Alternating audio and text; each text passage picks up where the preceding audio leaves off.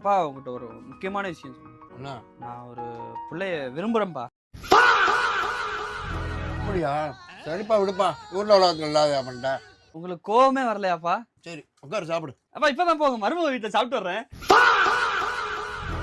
பரவாயில்ல, அப்பா சொன்னா சாப்பிடுப்பா, சாப்பிடு. பசிக்கலாம். உட்கார்.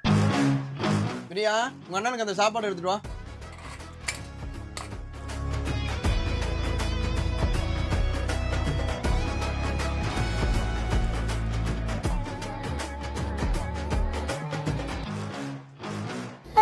தொண்டை ரொம்ப கவுதடா. காதோல் கேட்குது உனக்கு, காதோல்.